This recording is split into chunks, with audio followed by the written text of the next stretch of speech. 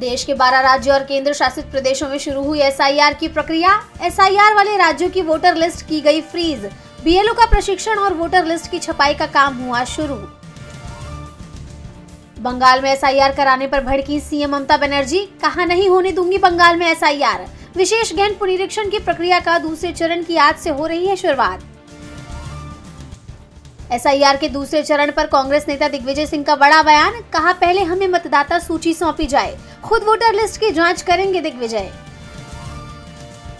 महाराष्ट्र में वोट चोरी पर एक और बड़ा खुलासा, आदित्य ठाकरे ने वर्ली सीट पर की सर्जिकल स्ट्राइक। 16,000 वोटों की धांधली आई सामने। बिहार विधानसभा चुनाव से पहले आरजेडी का बड़ा एक्शन, 27 नेताओं को पार्टी से किया निष्कासित, पार्टी विरोधी काम करने के लगे आरोप। बिहार में महागठबंधन आज जारी करेगा घोषणा पत्र, शाम 4 बजे होगी प्रेस कॉन्फ्रेंस। हर घर सरकारी नौकरी समेत कई योजनाओं का होगा ऐलान। आरजेडी नेता तेजस्वी यादव ने एनडीए पर साधा निशाना, कहा एनडीए के पास क्या योजनाएं हैं, सिर्फ नकारात्मक बातें करता है एनडीए। वोट घोटाले में फंसे जनसुराज प्रमुख प्रशांत किशोर, 2 राज्यों की वोटर लिस्ट में निकला नाम। बंगाल बिहार दोनों राज्यों के वोटर निकले पीके। शिवसेना यूबीटी नेता उद्धव ठाकरे का अमित शाह पर बड़ा हमला, शाह की तुलना एनाकोंडा से की, मुंबई को निगलने की कोशिश का भी लगाया आरोप। तमिलनाडु में चक्रवाती तूफान मोंथा का असर, चेन्नई और उत्तरी इलाके में भारी बारिश, ठप पड़ गई ट्रेन सेवाएं। अमेरिकी राष्ट्रपति डोनाल्ड ट्रंप ने जापान की नई प्रधानमंत्री साने तकाइची से की मुलाकात, ट्रेड और सिक्योरिटी पर हुई बातचीत। तकाइची ने कहा अगले साल ट्रंप को नोबेल के लिए नॉमिनेट करेगा जापान। रूस का अमेरिका को बड़ा झटका, राष्ट्रपति व्लादिमीर पुतिन ने अमेरिका के साथ कैंसिल किया प्लूटोनियम डिस्पोजल एग्रीमेंट, साल 2000 में हुआ था समझौता।